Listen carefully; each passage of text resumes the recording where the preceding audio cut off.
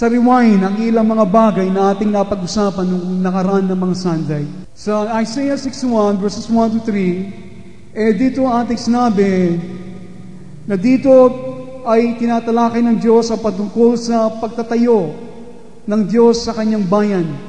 Building up of God's people, Zion. Tinatayo niya hanggang sila po ay makarating sa wangis at pakikipagpisan sa ating Panginoong Kristo. Kaya ito po ang kasalukuyan na ginagawa ng Panginoon. Hanggang hindi ito mangyari sa atin, yung po mga sumusunod na mga bagay na ginagawa at gagawin ng Panginoon, hindi po magiging posible.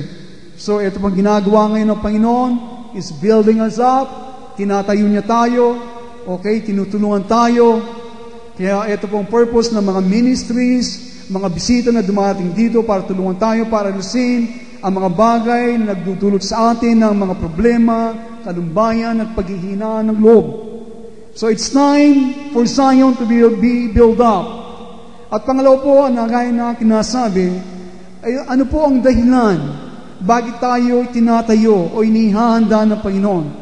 Ano ang dahilan ng kanyang pagdating at ano ang ating gagawin? Kaya gaya po ng ating nasabi, God is preparing an army. We will bring the presence of God in our midst. Amen? This army of God. At ating po natalakay ang panahon ng kanyang pagbabalik. So, nais ko pong bigyan ng din yung pagtatayo at yung mga bagay na gagawin natin sa malapit ng inaharap.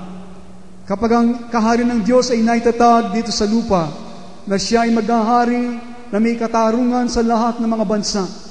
At siya ay maghahari sa Jerusalem sa pamagitan ng kanyang mga lingkod.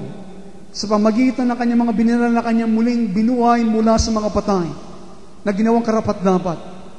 Kaya ito pong ating hinihintay sa kasalukuyan. At kapag po tayo ay naghaharing kasama niya, kaya sinabi po ng Biblia, the kingdom of this world, ang mga kaharian dito sa lupa, ay naging kaharian ng ating Panginoong Kristo at ng kanyang mga Kristo. Yung sinabi niya mga Kristo dito ay ang walang iba kundi ang kanyang mga binanal. Ang kanyang mga binuhay na maguli sa unang pagbangon. Kaya ito po ang kanyang mga kasama. Sila magdadala ng katarungan, sila magdadala ng presensya ng Panginoon. Kaya hindi sila hahatol sa pamagitan ng ganang kanilang mga sarili. Kaya sa panahon na yon, lahat ng mga bagay na kanilang gagawin ay mula sa kaisipan ni Kristo. Ang kaisipan ni Kristo ang siyang ang maghahari at nag-uudyok sa kanila sa lahat ng bagay. At dito tayo inihanda ng ating Panginoong Jesus. Kaya ngayon pa lamang, dapat na tayong matuto sa mga bagay na ginagawa ng Panginoon. Sana ba bilang mga Kristiyano, huwag tayong muna maghintay sa malaking kilabot o kidlat o anumang mga kababalagan na malaki bago tayo makilos at makuha ng atensyon natin ng Diyos. Huwag na po kayo maghintay sapagkat ang isang Kristiyano na makikita mo na mabilis na lumago at mayroong puso sa Diyos, makikita mo sa pamagitan ng araw-araw na buhay niya sa mundo ito. Sa mga maliliit na mga bagay, sa loob ng kusina, sa loob ng kwarto, sa kanyang trabaho, sa kanyang pagtitinda, doon makikita ang tunay na Kristiyano. Kaya, ang aking abilin ngayon pa lamang, ngayon pa lamang tayo magsanay na sa presensya ng Panginoon. Ito pong ating pag-uusapan. Kaya, gaya na aking nasabi noong nakaraan na Sunday, kami po ay nag-ayuno. Alos po ay ang pagbibiyahe doon isang araw at kami nag-ayuno ng isang gabi, isang araw doon po sa Antipolo, tinatawag nilang Touch of Glory. Ito po ay ministeryo po ng isang iglesia sa Maynila. At marami po mga pastor nandoon, iba't ibang mga samahan at denomination ay nag-aayuno po doon.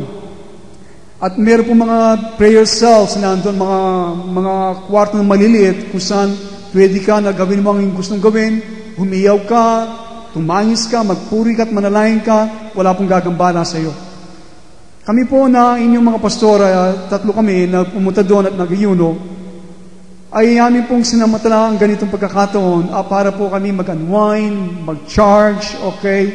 At lalong maghanapin ang mukha ng Panginoon at direksyon sa ating mga buhay at sa ating bilang isang iglesia at samahan.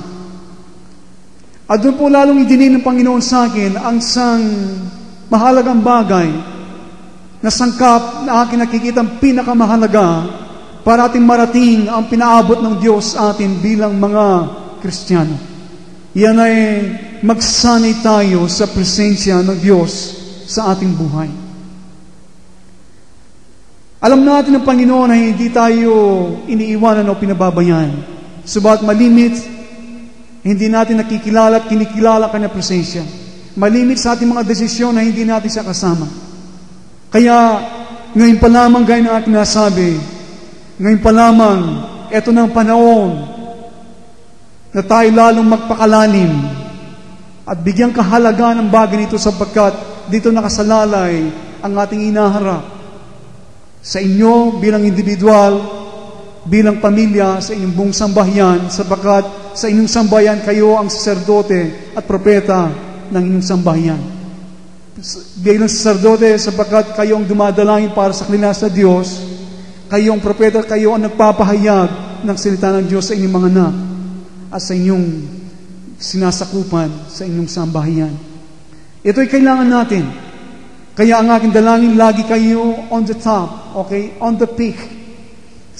Kapag kailangan ng Diyos ang inyong payo, kailangan ng Diyos ang inyong panalangin para sa inyong sambahayan. Dito, ating binibigyan ng kahalagaan at ang pamilya. Sapagkat alam natin itong basic unit, itong bumubuo para maging matatag ang iglesyang ito. Kaya sinasabi ko sa inyo, sakit ng kalangkingan ay sakit ng buong katawan. Yan ang inyong pandama sa bautism. Kaya ang aking nabili sa inyo, walang anumang kasiraan ang lumabas sa inyong bibig o ikisipan. Lagi mabuti. Philippians 4:8, itong dapat nating isipin. Lahat ng mabuti, lahat ng mabuting balita, kaya-aya, okay? Lahat ng ito ay dapat maghari sa ating mga puso.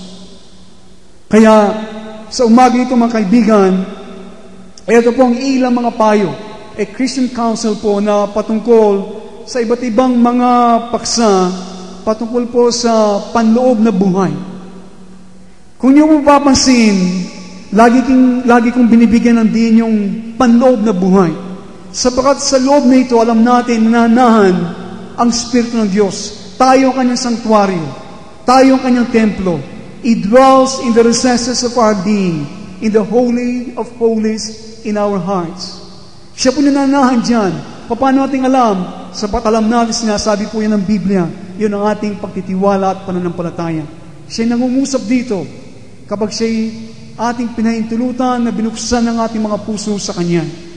Kaya, ating pong pag-uusapan ang mga payong ito, okay? These are counsel, these are maxims. Ang ibig po na sabihin ng maxims, ito po yung mga kasabihan, saliwakain, okay? Ito po ang ibig sabihin ng mga maxims. Ito po yung mga general truth, mga fundamental principles, a rule of conduct, or saying. Yan pong ibig sabihin ng maxims, okay? Hindi mo nakikita sa ating witness yan. Kaya ito po ang ating pag-aaralan. Mga putol-putol na mga kasabihan, okay? Mga saliwakain at mga prinsipyo at mga general truth, mga katotohanan. So, sana po, gaya na sinabi sa Revelation 3:18, read this with me, please. Revelation 3:18. Ang mga counsel na ito, mga payong ito, mga maxims na ito, mga kasabihan, mga saying, mga general truths and principles na ating pag-usapan, God willing, habang po kayo dumadalangin para sa akin.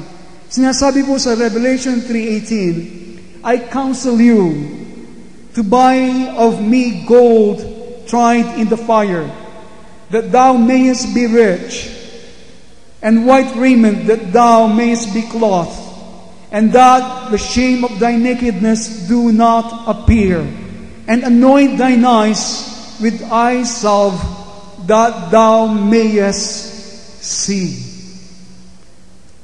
So, ating pong basahin sa salitang Tagalog para po mas mainam at lubos nating maunawan. Praise God. So, Revelation 3:18, sa Tagalog po ay ating tignan ito. Pinapayo ko sa inyo na ikaw ay bumili sa akin. Ang ating Panginoong Kristo nagsasalita ng ganitong dalisay na apoy upang ikaw ay yumaman, at ng mapuputing damit upang iyong maisuot, at upang huwag mahayag ang iyong kahihiyang kaubaran, at ng pagpapahid sa mata na ipahid sa iyong mga mata upang ikaw ay makakita. So ito po ang nais ng Diyos natin bilhin sa oras na ito, na kailangan natin na sa kasalukuyan na ating matanggap sa oras na ito. Ang mga payong ito na ating bilhin, meaning, yan po itago natin sa ating puso. Magkaroon ng puwang. Kapag meron kang binibili, meron pong bahagi yan sa iyong pagkatao, hindi ba? Minsan po kapag libre ang inyong tinatanggap, napakadali niyong iwalang isang bagay kapag hindi niyo pinaghirapan. Kapag binili niyo, ang ibig sabihin talagang buong puso, naranasan niyo, buong puso gusto niyo tanggapin, binayarin niyo mga bagay niyo sa pamamagitan ng inyong buhay, alam po ninyo, ang bagay nito ay magiging mahalaga para sa atin. Amen?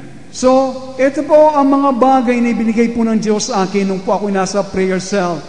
Alos po ako pumasok ng 6 o'clock in the morning at ako po lumabas ng 10 o'clock in the evening. Okay? Sa prayer cell na ito, nag-iisa, kasama po yung isang notebook ko. At meron po akong binabasa, isang buhay po, isang pocketbook kasama ng Bible ko, yung tinatawag nilang Practicing the Presence of God. Ito po yung sulat ni Brother Lawrence. Okay? Ang kanya pong mga karanasan nito ay ating nakita, very practical, at lalo akong tinulungan na mapanatili ko ang aking sarili sa presensya ng Panginoon. Amen? Andiyan ba kayo? So, introduction po yun. So, medyo mahaba po, no? Itutuloy natin ito sa susunod. So, these are the maxims po, no? Ito po mga kasabihan, saying, general truth na kailangan natin sa kasulukuan na ito, na kailangan natin bilhin. Na sinulat ko po dito, these are the prayers of my heart, Lord, to you, my Lord and my God. So, isa po sa akin nakita, nagbigay ng din sa akin dito, kanya sinabi, it no longer matters to me what I do or what I suffer, provided I remain lovingly united to your will. Ito po ay nagbigay sa akin ng buhay. Naging rema ito sa akin. Sinabi niya, Panginoon, hindi na po mahalaga para sa akin ngayon. Ano ang aking gagawin? O ano ang mga bagay na aking mga paghihirap na aking dadanasin. Provided, sabi niya, sa kondisyon, ako ay mananatili na buong pag-ibig na nakikipag-ipisan sa iyong kalooban. Iyo ba? Ano man, sabi niya, hindi na mahalaga sa akin anong ginagawa ko, anong mga aking tinitiis sa kasalukuyan, sa kondisyon lamang ako ay nasa iyo. Nakikipag-isa sa iyong kalooban. Sabagat po marami sa atin, ano mang ginagawa natin ngayon at mang ginagawa ninyo, ano man nangyayari sa inyo, nagtitiis sa inyo, marami mga pagtiis na dumadaan sa inyong buhay, pero wala tayo sa kalooban ng Panginoon. Yun pong masaklap. Wala kang direksyon. Subal sa isang anak ng Diyos na lumalakas sa kanyang kalooban, lahat ng mga bagay na nangyayari sa kanya, maging mabuti o maging masama, anong kanyang mga tinitis, sana maging dalangin natin, ako ay isa sa iyong kalooban. Amen? Sapagkat naghihirap ka na, nagsasuffer ka na, wala ka ba sa kalooban ng Panginoon, yun ang pinakamasaklap para sa akin. Kaya sabi po ni Brother Lawrence dito, he began this by cultivating a deep presence of God in His heart. Kaya para pumapanatili natin ang presensya ng Panginoon sa atin, sabi niya, para tayong masanay sa presensya ng Panginoon. Sino pong gusto masanay sa presensya ng Panginoon? May I see your hands, please? Okay. Yan po yung kailangan natin. Para po tayong masanay sa presensya ng Panginoon, i-cultivate po ninyo. Ang ibig sabihin ng cultivate ay bungkalin po natin ang malalim na presensya ng Panginoon sa ating mga puso. Kailangan yung bungkalin. Ibig sabihin ay itaas natin siya mangibabaw. Palambutin ang ating mga puso. Sapagkat sinasabi niya, ang presensya ng Diyos ay mapanatili dapat sa pamagitan ng ating mga puso at ng pag-ibig kesa doon na sa ating pagkaunawa o sa salita. Okay? Hindi po naunawaan yun? Dapat ang presensya ng Panginoon ay mapanatili natin. Hindi lang po na sinabi niya, higit pa ito, mapanatili natin sa pamagitan ng ating puso. Lagi po kayong nagpapasok, nakikinig sa inyong puso. Pakinggan niyo ang Panginoon. At ito po ay dapat may kasamang pag-ibig sa Kanya. Amen? Pag-ibig sa Kanya. Kesa pinipilit natin siya maunawan. Okay? At pagkatapos salita na tayong salita.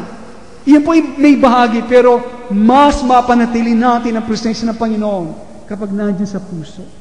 May nadadama ka o wala, alam mo siya'y nasa puso mo. At may kasamang pag-ibig yan. Amen? Dito po kayo dadalhin sa pakipaglambingan sa ating Panginoong Jesucristo. Amen? Amen? Alam po niyo ako, very excited po ako. Kaya habang tayo umaawit, kung pwede lang akong tumalon hanggang lapas ng bubong, gagawin ko po. Amen? Napakasarap ng presensya ng Panginoon habang tayo umaawit sa kanina. So in the way of God po, He said, thoughts count for little. Love does everything. So ang kaisipan po minsan, dito gano'ng mahalaga, ang mahalaga po dito ay ang ating pag-ibig sa Kanya. Kaya, hindi kailangan, sabi niya siya po nagpatuloy, na minsan po sa ating po paglapit sa ating Panginoon, kayo ba'y lumalapit sa Panginoon sa panalangin? Okay? Kapag po tayo lumalapit sa Panginoon sa panalangin, ito na ay ibang stage na naman ang aking gagawin. Tayo ngayon ay magpasok na sa isa pang bahagi ng ating buhay. Kaya dito ang aking dalangin, hindi niyo ako lubos na maunawaan kung hindi kayo nagpapasok sa presensya ng Panginoon. Ngayon tayo magpasok sa presensya ng Panginoon, meaning na kasi po minsan kapag tayo nagpapasok sa presensya ng Panginoon, maraming mga bagay na gusto natin gawin, mga dakila muna. Okay? Ito gawin ko muna ito, gawin ko muna ito. No. Sa paglapit natin sa presensya ng Panginoon, kailangan kaagad, alam po ninyo, paypayan po ninyo yan ng pag-ibig. Okay? Yan po ang gusto ng Panginoon, nakakaagit mabigat sa Kanya, yung pag-ibig natin. Paypayan po ninyo yung pag-ibig niyo sa Kanya. Paano po? Sa pamagitan po ng pag-awit sa Kanya. Amen? Sister Karina po, kahit sintunado ako, gusto niya. Isa po himatayin. Makaawit lamang ako. Kaya lang, kasabing palad, hindi ako nakakaawit. Pero pinipilit ko po. Nandiyan po kayo. Alam po ninyo, ganun din ang pamamaraan ng nais ng Panginoon. Paypayan niyo ang pag-ibig ninyo sa Panginoon sa pamagitan po ng pag-awit. Alam po ninyo ang pumapasok ngayon sa akin, dahil po minsan, gusto kong talagang umawit pinipilit ko. Kaya lang marami akong diferensya. Boses ko, pangalawa ang aking memorya. Yung mga awit natin, sari-sari mga lyrics, pinagsama-sama ko 10 awit sa isang awit. Yan ang aking problema. Alam niyo pong binibigyan ng Panginoon sa akin ngayon para kagad ako makapasok. Gagamitin ko po ang technology. Kaya sinabi kay Brother Boy, yung mga magandang mga awit na nakakataas sa pagpupuri, i-tape natin. Tape natin. Kahit dalawa lang, sabi ko, paulit-ulit yan. Pagpasok ko sa presensya ng Panginoon, kasama ko na si Steve Cuban, si Don Moen, si Pastor Ariel, Pastor Raul, kaming lahat ay magpupuri. Hindi ba? Kaya wala na sagabal sa akin hanggang matuto at matono ng akin tengang ito na bingi sa musika. Nandiyan ba kayo? Alam po ninyo, lahat ng mga resources na gamitin natin para paypayan natin ang pag-ibig ng Panginoon sa atin. At pag-ibig natin sa Kanya. Amen? Kapag ito po ginawa natin, when it's finished, sabi niya, if I have nothing to do, pagkatapos natin inawitan ng Panginoon, I prostrate myself on the ground and adore my God. Siya po'y magpapatira pa ang kanyang sarili doon kung saan mo siya naroon at kanyang sasambahin at pasasalamatan ng Diyos. Iyan po ang aking ginagawa. Nung po halos kami nasa prayer mountain, halos po nakayuko, nasa notebook, sinusulat ko mga ito, alam po ninyo, hindi ko pwede ipagpalit ang ganunong bagay sa anumang bagay. Amen? So, Ito po ang mga pamamaraan or means of practicing the presence of God. Okay? Means. Ito po ang mga pamamaraan para po tayo masanay sa presensya ng Panginoon. Sabi po dito ng ating kapatid, sabi niya nung po siya nagpasok sa isang gawain, para po siya masanay sa gawain ng Panginoon, sabi niya, I look upon God as the beginning and the end of all my thoughts and all the feelings of my soul.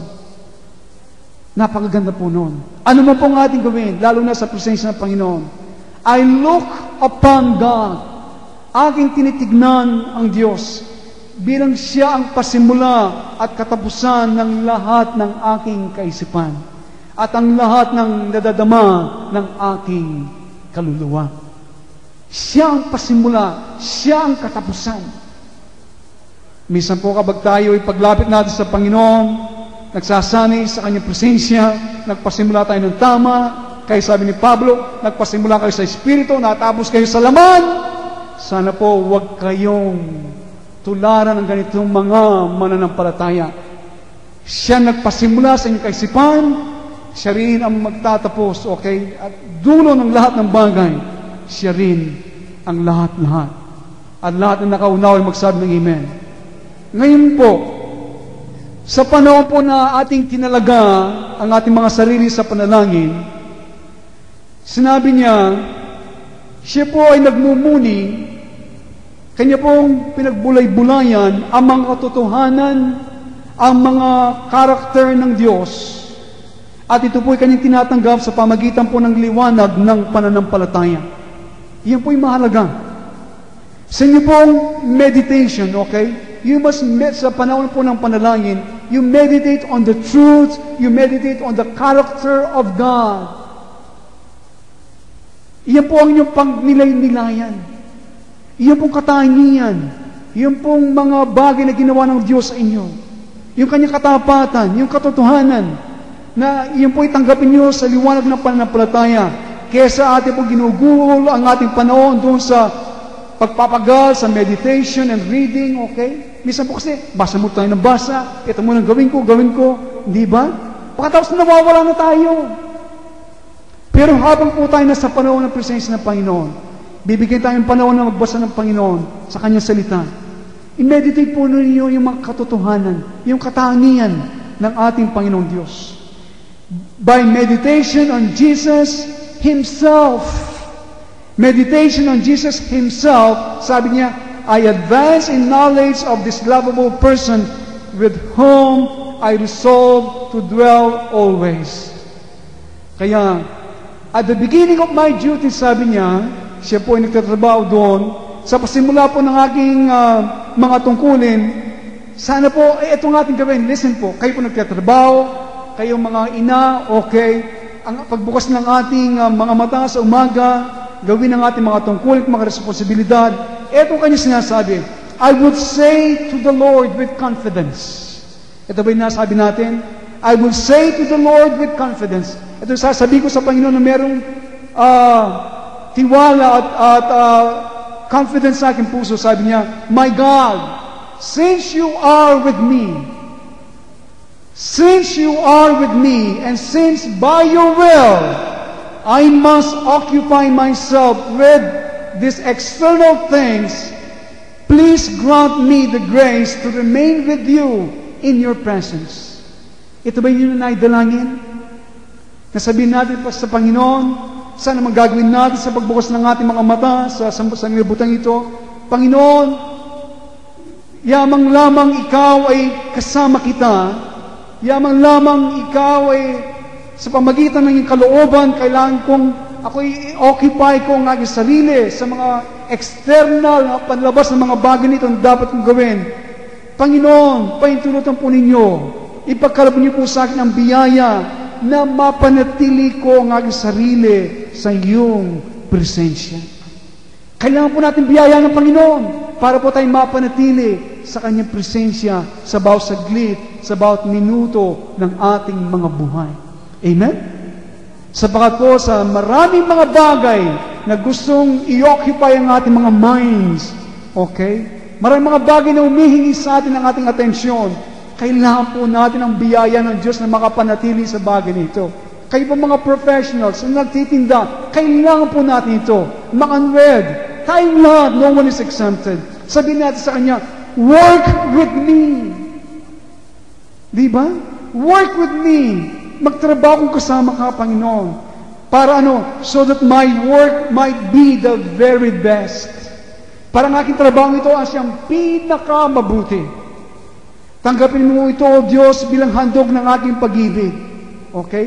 At maging ang aking trabaho, at maging ang aking nadadamata, ang maging aking mga emosyon.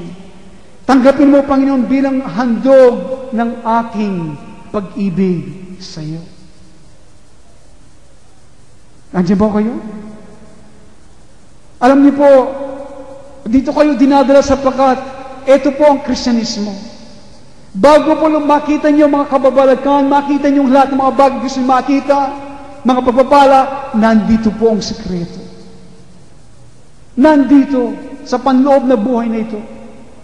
Kaya sabi po niya, during my work, sa panahon ng aking trabaho, I would always continue to speak to the Lord as though He were right with me. Inyo pong nagawa yan? During my work, sabi niya, siya po isang cook. Ang tawag po ito, siya po isang tagapagluto lamang sa isang monastery, okay? I would always continue to speak to the Lord. Ako'y magpapatuloy na makikipag-usap sa Panginoon para bagang siya ay katabi ko lamang. Amen? Habang po hinahatid ko mga bata, alas 6 ng umaga, ayun na ang aming paglalambingan ng Panginoon. Panginoon, kasama kita nagmamaneho. Okay? Minsan kapag hindi ako nangangambyo, aawa ko ang kamay ng Panginoon sa aking kamay. Yun po ang aking ginagawa. Yun ang aking isip. Yun ang aking pananampalataya. Yun ang aking confidence. Minsan ang hawak ko ang kamay ng aking mga anak, hinahatid ko sa eskwela, kay mga dalaga na yan habang nagmamaneho. Kapag pumasok na, ang hawak ko ang kamay ng Panginoon. Okay? Yun po, inahawakan ko ang kamay ko. Panginoon, alam po, hawak ko ang kamay mo. At hawak mo ang aking kamay. Kanila po pagpasok ko dito, pagtaas sa pulpit, kasama ko siyang tumataas. Umahakyat dito. Yun po ang aking pananampalataya. That's my confidence. Kaya alam ko, ang mga bagay nito ay nakikinig siya ngayon. Okay? Inihipong yung mga puso. Yung mga tenga nating barado, inaalis niya yung mga barado. Yung mga kaisipan yung lumalayo, binubunot niya unti-unti abang pinahihintulutan natin siya. Nandiyan po kayo? So, ito po ang dapat natin gawin. During my work, I would always continue to speak to the Lord as though He were right with me. Panginoon, kailangan ka makabenta! Samahan mo ko. Sana, Panginoon, sa aking meditation, sa Psalm 5 and 4, sinabi, your favor is my shield. Sabi ng mga awit, ang pabor mo ang aking kalasag. That's wonderful, hindi ba? Ang pabor mo, ang siyang kalasag mo, bumabalo sa Kanya. Panginoon, kahit ayaw bumili, bigyan mo siyang pera para siya po bumili sa akin. Hallelujah! Alam po ninyo, mapipilis ang Panginoon, isanay po ninyo ang ganitong mga bagay. Amen? Though He were right with me, offering Him services and thanking Him for His assistance. Pasalamatan po natin siya sa pamagitan ng Kanyang pagtulong sa atin. And at the end of my work, sabi niya, sa katapusan ng aking trabaho, aking susuliin na maingat ang aking ginawa. If I found good in it, sabi niya, meron akong nasumpungan na mabuti, I thank God. Pinasasalamatan ko ang Panginoon. Nagawa ba natin yan? Napakatapos nakita natin suliin ang trabaho yun, alam mo, kinilala mo ang presensya ng Panginoon, pinasalamatan mo ba ang Diyos? O sinabi mo, napagagaling kong talaga. Talagang believe ako sa sarili ko. Ano po? You thank God? Did you take time to thank God? If I notice fault, sabi niya, meron kong napansin na mali, I ask His forgiveness. Ito naman ang kanyang gagawin. Kung meron kapintasan, hiilingin ko ang kanyang kapatawaran. Na hindi naman ako without being discouraged, sabi niya. Hindi naman ako nawawalan ng loob. And then, sabi niya, pagkatapos humingi ng kapatawaran, ako'y magpapatuloy sa aking trabaho. still dwelling in Him. Patuloy na nananahan sa Kanyang presensya. Amen? So these are for maxims, okay? Mga general principles.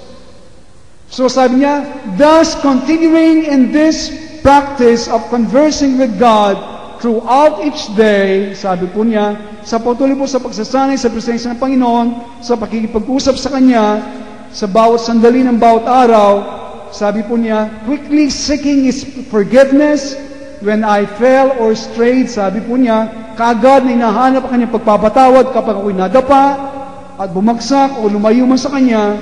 His presence has become as easy and natural to me now as it once was difficult to attain. Kaya alam po ninyo, kapag sanay ka na sa presensya ng Panginoon, nadapa ka, napalayo ka, okay, kaagad ka nagsisisi sa inyong mga kasalanan.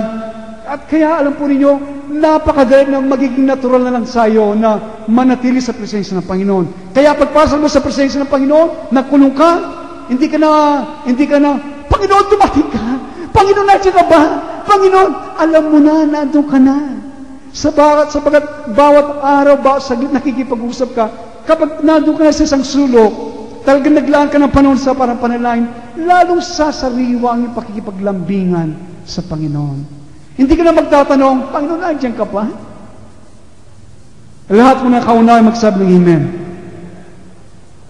Now, He never took the grace of God for granted. Tignan po ninyo. He never took the grace of God for granted. Hindi niya po binaliwala yung biyaya ng Panginoon na Kanyang pinagkakalob sa Kanya. Biyaya. Ano po yung biyaya ng Panginoon? Yung pong biyaya niya na bigyan tayo ng kalakasan, abilidad na pagtagumpayan ang anumang bagay na dapat natin pagtagumpayan. Yan po yung biyaya ng Panginoon sa inyo. Amen? Kaya, hindi niya po binawali-wala yun. Lagi niya kinikilala yun. Kaya po siya laging puno ng pasasalamat sa Diyos. Now, listen to this. He never paraded His virtues in order to win esteem, trying rather to lead a hidden and unknown life. Dito na po pumapasok yung talagang katunayan ng Panginoon sa ating mga buhay. He never paraded His virtues. Hindi niya po pinarada ang mga kabutihan, yung mga katangian na binigay ng Diyos sa Kanya sa panahon na, maraming panahon na ginugol niya sa Kanyang presensya. Okay, para po siya ay lumaki ang Kanyang pagtingin ng mga tao sa Kanya. Okay? Hindi niya po pinarada ito na ako'y ganito sa harapan ng Panginoon. Hindi niya po pinagmalaki mga bagay nito, kundi po tinangkan niya. Siya po ay makapamuhay na isang nakatago at di nakakapansin na buhay. Nakatago, di napapansin na buhay. Yung pong tunay na pagpapakumbaba sa harapan ng Panginoon. Amen? Nandiyan ba kayo? So sabi niya ng taong ito na sumulat patungkol sa kanya, though he was indeed a humble man. Ang taong ito, siya po ay tunay na mababang loob, okay, isang taong na mababa ang kanyang loob. He never sought the glory of humility. Hindi niya po inanap, okay, ang kalwalatian ng isang taong mapakumbaba, but only its reality. Iyon po kanyang tunay na inanap. Hindi po yung kalwalatian o pagpapala o pagtingin na marami kapag ikaw ay nakikita ng mababang loob, subat ang kanyang tunay na hinanap, yung katunayan ng tunay isang taong tunay meron at mababang puso. Yun po ang kanyang hinanap. Amen? He wanted on one. Isa lang po kanyang gusto. But God to witness what He did. Yun po ang gusto niya lamang. Nang Diyos lamang magiging saksi sa lahat ng kanyang ginagawa. Just the only reward He expect, ang tanging gantimpala lamang kanyang inasahan, was God Himself. Ang Diyos mismo, ang kanyang nais na gantimpala. Kaya gusto niya, lahat ng mga buting kanyang ginagawa, ang Diyos lamang ang kanyang magiging saksi. Napakaganda po, no? Now, another maxims. We must give ourselves totally to God para pumarating natin to. We must give ourselves totally to God. Kailangan nating ibigay na buong buo ang ating mga buhay sa Diyos, maging sa mga temporal at maging sa mga spiritual na mga bagay. Dapat ibigay nating buong buo ang ating mga sarili, maging sa mga temporal at mga spiritual na mga bagay. Our only happiness should come from doing God's will. Kayo ba nakakarating na sa ganitong kalagayan sa inyong buhay, na tanging makapagbibigay ng tunay na kaligayahan sa inyo ay mula lamang sa paggawa sa kalooban ng Diyos? Kaya nasabi ng ating Panginoon, my meat is to do the will of God. Yun ang aking karne, yun ang aking pagkain. Sana yun ang tunay na makapagbigay sa atin ang paggawa sa kalooban ng Diyos. Higit pa sa kayamanan, higit pa sa sasakyan, higit pa sa magagandang damit, higit pa sa kaibigan, kundi ang tunay at ano pang tunay na makapagbibigay, tanging makapagbibigay ng tunay na kaligayahan sa atin ay yung paggawa sa kalooban ng Diyos, maging ito'y magdadala sa atin ng abdi o dakilang kasiyahan. Magagawa ba natin yun? Maging, okay, ito'y magdudulot sa atin ng habde, pain, or great pleasure. Ang dakilang bagay nagdudulot sa iyo ng kaligayahan ay yung paggawa sa kalooban ng Diyos. Pastor, pahirap ng pahirap ang sinasabi mo. Ito po ang pagiging Kristiyano. Dito mo mapapatunayan. Ang lahat ng nakaunaw ay magsabi ng amen. Hindi ko maintindihan, Pastor. Ako nagpapakalapit na, lalo dumarating yung mga ganito. Anong dapat kong gawin? Pagbubutalan ko na ba? Mag-iimutok na ba ako? Gagati ba ako? Ano po, gawin ninyo ang kalooban ng Diyos. Maging ito'y magdala sa atin ng habde o dakilang kasiyahan. And I tell you, it is not easy. After all, hindi ba? Kung tayo po talagang totoong itinalaga ang ating buhay na gawin ang kalooban ng Diyos, pain and pleasure will not make any difference to us. Kung talagang itinalaga mo, Panginoon, buong buhay binibigay ko sarili ko sa iyo. Okay? Sinabi mo yan. Itinalaga ko sarili ko na gawin ang kalooban. Ngayon, may habde, may kasiyahan, wala akong pagkakaiba. Pareho lamang sa iyo. Amen? Darating ang Y2K, dati masasara lahat ng mga computers, magkakaguluhan, okay, mga tao ay malilito dahil wala nang mabibili, etc., etc. Ito naman, dumaan tayo ng panahon ng kasaganaan, dumaan tayo ng pagsubok nung nakaraan na 1991, pagputok ng pinatubo. Alam na natin, kapag na tayo ay nasanay na, itinalaga na natin na gawin ang kalooban ng Diyos. Amen? Maging habde, kahirapan, o dakilang pagpapala, tumuod kayo, o wag na yun. Amen? Sa inyo, isa lamang ang mga bagay na ito. Amen? Hallelujah! Praise God! So, sana po doon tayo masanay. So, to succeed in giving ourselves to God as much as He desires, we must constantly guard our souls. Yan po ang dapat natin gawin. Bantayan, mabuti po, lagi ang ating mga kaluluwa. But when we turn our backs on Him, exposing our soul to the world, He will not so easily answer our call. So, kung ang ating mga paghiyaw, pagtang sa Diyos, ay hindi niya kagad sinasagot, sapagkat tignan po natin dahilan. Anong dahilan? Bakit ang Diyos ay ang ating mga panalangin ay para baga ang langit ay tanso, mabigat. Baka ang nangyari po, tayo po ay tumalikod sa Kanya. Ating pong inilantad ang ating mga kaluluwa sa sanglibutan. Kaya, ito pong gagawin ng Diyos, magiging hindi po kagad na sasagutin ang ating mga panalangin. When we are willing to accept God's help and guard our souls according to His desires, we may commune with Him wherever we like. Okay? Yan po ang dapat natin gawin. Saan man. Now, whenever he considered doing some good deed, he always consulted God about it. So ano mo pong nais niyong gawin, okay? Na mabubuti mga bagay, lagi po siyang kumukonsulta sa Panginoon. Ano po kanyang gagawin sa bagay nito? At kanya po sasabihin, Lord, I will never able to do that if you don't help me, sabi niya, kung hindi mo ako tutulungan. Sa oras po kanya sinabi ang bagay nito, kagad niya masusumpungan ang sapat na kalakasan. Yun po ang kanyang naranasan. Subat kapag namang siya po nagkasala, siya po ay magkukumpisal sa Diyos at kanya sasabihin naman ganito, Lord, I can do nothing better without you.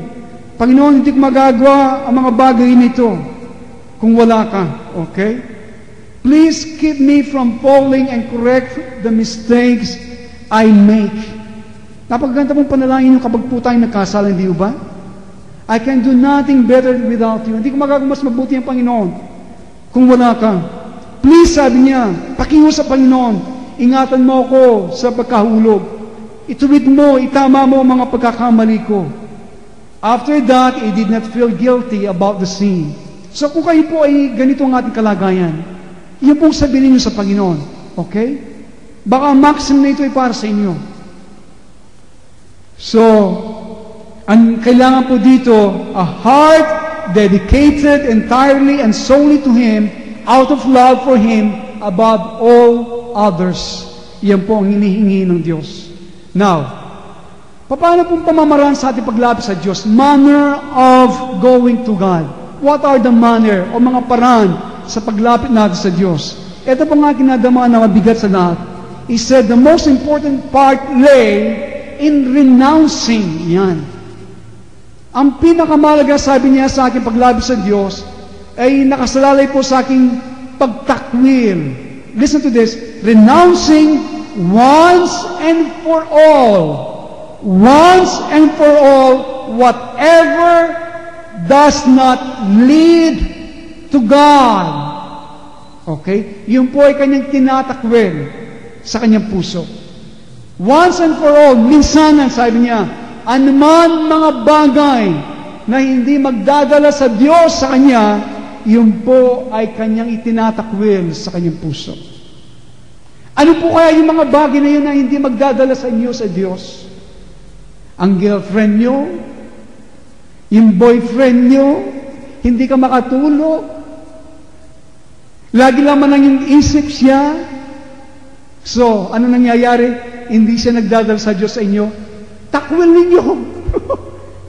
Pastor, pinapatay mo ako eh. Wala akong magagawa, yan ang gusto ng Panginoon. Nandiyan ba kayo? Nandiyan ba kayo? Renouncing. Takwil, i-denounce mo. Minsanan. Alam po niyo kapag itinakwil ninyo ang mga boyfriend ninyo, ang asawa ninyo, huwag sa bahay mo, sa puso. Meaning, ang Diyos ang siyang una muna. Yan pong ibig sabihin noon. Hindi ibig sabihin, ayaw na kita ngayon, sa pangitinakwil na kita. No, hindi po yun. Meaning, siya po yung magiging number 2 na lamang. Amen? Amen? So, praise God. So, this will allow us, listen, ito po ang bunga nito. Ito'y pahintulutan tayo na laging nasa patuloy na pakikipag-usap sa Kanya sa simple at di nahadlangan na paraan. Ayun po. Sapagat yung mga bagay na hindi nagdadal sa inyo sa Diyos, okay, eh minsan nagiging hadlang yan eh, hindi ba? Pero kapag nawala yung hadlang, eh yung pong pakikipag-usap niyo sa Diyos ay laging simple at patuloy at walang hadlang. Amen? Kaya nasasanay ka sa presensya ng Panginoon sapagat wala na yung hadlang. Saan po nakarating yung nahadlang? Eh, tinakwil mo eh. Di ba? Nandiyan ba kayo? Okay, now, listen to this. Ito po yung napakalaga. What then must be done in order that we may be lost in Thee? Ito pong naging nakita ko. Panginoon, ano pong dapat gawin para kami po yung mawala sa iyo? Para bagang isang ilog, hindi ba? Kayo ba nakakita ng sapa o ilog? Hello? Kayo ba nakakita ng ilog? Ang ilog po may tubig, no? Okay. So, ang ilog po, yan ay sama-sama na maliit na tubig, hanggang ito ay sama-sama, hanggang ito po ay lumabas sa indara ng maraming mga danyan, hanggang siya po ay makalabas sa dagat. Hindi ba? Ganyan po kapag ang ilog ay nakarating na sa dagat, kahit natabang yan, ang mangyayari sa katagalan, ano po, mawawala na yung pagiging ilog niya. Siya ay magiging dagat alat na din siya. Hindi ba? Kaya, ito po minsan nice gawin ng Diyos sa atin. Ano po kayang dapat natin gawin para lubusan tayong mawala ang sariling ito? Hindi ba? Mawala tayo sa Kanya. Para bang tayong mawala sa dagat. Yung sarili mo, hindi mo na makita anong bakas nito. Iyan po ang bunga sa'yo ng yung pagsasanay sa presensya ng Panginoon. Ang target niyan yung I love my own. Yun. Mawawala po yun. Yung I love myself. Lahat na nakaunaway magsabi ng amen. So, ano pong dapat natin gawin? Yung mag-renounce ka. Pangalawa, we must love Him with a single eye. Talaga dapat mahalin natin sa isang puso. We must renounce, forget, forever lose sight of self. O yun po. We must renounce, forget, forever lose sight of self. Take part, itong bagay ninyo, take part with thee and shine, O God, itong kanyang dalangin, against ourselves and ours, have no longer any will, glory or peace, but thine only in a word. We must love thee without loving self, except in and for thee. Napakalalim po nun. So, ganun pa man, sabi po niya dito, kailangan natin takwil, kalimutan, at lubusan ng alisin ang ating mga mata sa ating mga sarili. Alam po ninyo, hindi niyo mapapanatili yung presensya ng Panginoon sa inyong buhay kung lagi kayong nakatingin sa inyong sarili. Kailangan mawala ang inyong kaya kailangan kalimutan ang salamat po. Ayun, ang gagaling po ninyo. So, kailangan magawa mga bagay dito, kailangan take part. Magkaroon kayo ng bahagi at sabihin mo sa Panginoon, magliwanag ka, O Diyos, laban sa aking sarili. Ayun. Magliwanag ka laban sa aking sarili. Ibig sabihin po nun yung kaniningan ng Panginoon liwanagan yung mga sarili natin, pag-ibig natin sa sarili natin. Hanggang hindi liwanagan na yan, Panginoon, sa ating mga puso. At ang bahagi po natin ito, kailangan bahagi ka na labanan mo ang sarili mo. Ayun. Paano yun? Kasama mong Panginoon, ilalagay ka sa isang sitwasyon na magliliwanag ang iyong sarili. Kapag nakita mo yung sarili, alam po ninyo, kapag napakapangit ko, pangit na po ako, naging pangit pa. Nakita ko sa tunay ko sarili. Araw-araw, nakikita ko habang pinahihintulutan ko ang Diyos, nasabihin ko sa Kanya, Panginoon, magliwanag ka. Liwanagan mo ang aking sarili para makita ko ito. Kapag nakita ko, Panginoon, tayo na, labanan ko ang aking sarili. Inyo po naunawan ang ibig sabihin? Mamaya po sana, huwag lalabas, bumunta lang yung sarili nyo po. Hindi po yun, no? Unwell, naintindi nyo ang sinasabi. Huwag kayo kung may gunutan, abalitan ko natin gunutan kayo. Tabalo natin dyan din Kapampangan. Okay. Amen. Now, if God can find a soul filled with a lively faith, kung ang Diyos po ay makakasumpong ng isang kaluluwa na puno ng buhay na pananampalataya, na Kanya pong ibubuhos ang Kanyang biyaya, katulad po ng isang torrent. Okay? Ito po. Ang torrent po ay, gaya ng aking nasabi, yan po isang tubig na mula sa bundok na bumababad sa kapatagan hanggang lumabas po sa karagatan. Kapag ang Diyos ay nakakita ng isang kaluluwa na pwede niyang ibos ang kanyang biyaya katulad ng para bagang isang tubig na bumabagsak. Okay? Yan pong hinaharap ng Diyos ngayon sa atin eh. Ngayon, abang kayo nakapit, sana dinadalangin mo, Panginoon, gusto ko po maging ganitong sisidlan mo. Ako po ay isang maging torrent, Panginoon, na masumpungan, na isang open channel. Okay? Maging open channel ka sa Diyos. Bukas ka, kung saan ang kanyang biyaya para bagang tubig na ito po gush ba na talagang para bagang dumadagundong. Okay? Ang lakas ng agos nito. Subat ang aking nakikita sa marami sa atin, malimit ang agos nito kahit na ito napakalakas mula sa bundok, malimit sa atin pinipigilan to. Marami sa akin nakikita sa maraming mga buhay, mga Kristiyano, nagtatayo sila ng dike para kamag-anak siguro ng mga beaver, marami sa atin. Alam niyo po mga beaver, yun po mga animals na gumagawa ng dike.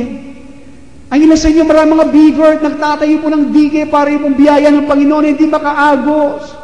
Sana kapag ang Diyos nakasumpong ng open channel, sana gusto niya yan ay maagos na tuloy-tuloy. So we often stop the story by our lack of respect for it. Yan po nangyayari. Walang paggalang. We're taking Him for granted sa mga bagay na kanyang ginagawa. So sana po sa punto nito, sa dami ng aking nasabi, let us go into our hearts. Ini-invite ko pang bawat sa inyo, magpasok kayo sa kanya-kanyang puso natin. Break down the dike, making way for the grace, and making up for the lost time. Okay, yun po nga ating gawin. Kaya magpasok po sa ating mga puso. Ano po kaya ang tinayo natin? Mga dike na hindi na makaagos ang biyaya ng Diyos sa atin. Dati open channel tayo. Lagi nakakaagos ang tubig ng Panginoon sa atin. Bakit po kaya ngayon hindi na makataas ang ating kamay? Hindi na tayo makapagpuri. Wala na sigla. Ang ating buhay Kristiyano, napakabigat. Hindi mo na makita ng bakas na pagiging Kristiyano sa atin, sa salita, sa gawa, sa pag-iisip. Baksak tayo. Ano po kaya nangyari? Sa pinigilan natin ang diking ito. Meron tayong tinayong sagabal. Sana sa oras nito, habang nito ay ginagawa ng Diyos sa atin, binubuksan tayo, binibigyan ng liwanag, nagniningning siya. Ito sagabal, itong tinayo mo, at sa pamagitan ng kanyang biyaya, make way for the grace of God. Marami ng panahon na ating sinayang. Bumawi na tayo sa oras na ito, sa mga panahon natin nasira, na tayo nag-enjoy, kininakaw ng ating kaaway ang napakatamis na pakikipaglambingan sa Kanya. Ito po nais ko dalhin na paglabas natin dito tayo ay makakatakbo katulad ng isang usa. Mabilis, mataas, bukas. Sinasayang natin ang ating mga oras panahon. Kapag paglabas nyo dito, walang nangyayari sa inyo, sayang. Kaya sana sa punto ito, bawian na natin. For the lost time we had, sabagat nagtayo tayo ng mga dike sa ating mga puso. Ano po kaya ito? Tayong kayo nakakaalam, kasalanan, inilakit, hapdi, pag-ibig sa sarili, kesa sa kalooban ng Panginoon, pagpapaalaga sa maraming mga bagay, kesa sa kalooban ng Panginoon. Ano po kaya? Kaya mga kaibigan, sinasabi ko po sa inyo, tayo pong lahat ay tumatanda na. Pag silang ng isang sanggol, sa oras na yun, siya po'y tumatanda na. Palapit sa kamatayan, kukunti ang ating panahon. Death is always near, so be prepared, for we must only die once. Once again, let us examine our inner selves. Time is pressing down on us, and each of us must be responsible for himself. At ang aking pusang dalangin, after all, alam po natin, our business is to be as open as possible to God's grace. Sana ito po ang ating gawain ngayong umaga. Maging bukas tayo sa Diyos, sa Kanyang biyaya. Amen? Tayo pong lahat ay manalangin.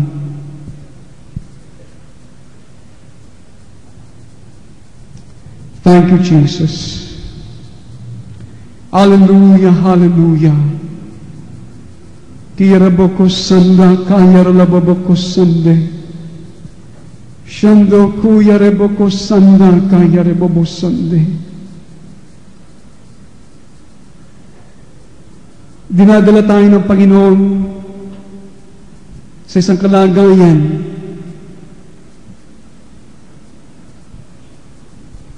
na nais niya natin marating at matanggap. Ito ang dahilan kaya tayo kanyang tinawag.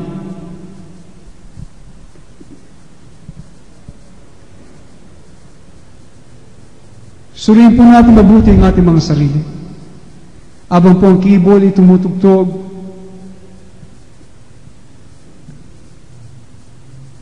ipikit po natin ang mga mata natin at ating pakinggan mabuti.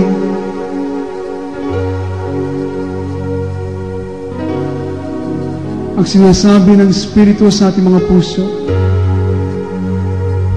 Tandaan po ninyo.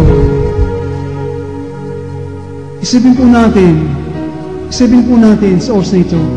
Put your confidence in this. Listen.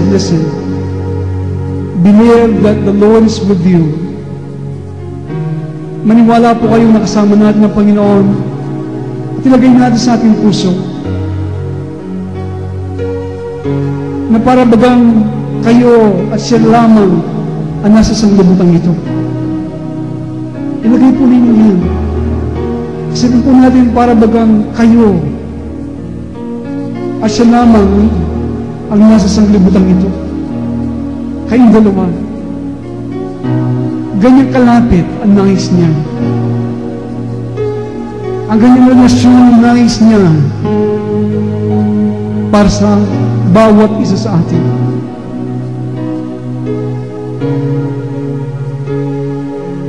Ipinahayag niya sa atin ang mga pamamaraan para makalapit sa Kanya at masanay sa Kanyang banal na presensya. Lord, you're building us up. Tinatayo mo kami, Panginoon. At itong mga bagay at mga sangkap at mamaliit na mga bagay na kailangan namin para aming marating, O Diyos, ang nais mo. At para aming magawa at kasama kong gumagawa sa mga panahon na darating. At wala nang pag-alinlangan sa iyong puso na kami ay hindi na magre-rebelde sa iyo. Sapagkat, Panginoon, sa mga panahon na ito habang dito kami, sa katawang lupang ito, sinanay mo na kami, O Diyos, sa iyong banal na presensya. Sinanay mo kami, Panginoon, kung paano magpasaka sa kaisipan ni Kristo. Sinanay mo na kami, Panginoon, kung paano lumakad sa patnubay ng iyong Espiritu. Sinanay mo na kami, Panginoon, kung paano mamatay sa ganang mga sariling mga kalooban namin. Sinanay mo kami, Panginoon, na mamatay sa aming mga sarili. Hindi na mga sariling kapakanan ang iniisip, kundi, O Diyos, ang kapakanan ng kaharian, ang kapakanan, O Diyos, ng iyong kalwalatian sa bawat buhay. Panginoon, ito po ang laman ng aming mga puso sa oras na ito. Dito mo kami dinadala. Kaya, Panginoon, tulungan niyo po kami na itakwil ang mga bagay, O Diyos, na nasa aming mga puso. Tulungan mo kami, Panginoon, magpasok, Panginoon, sa puso ito nakasama ka.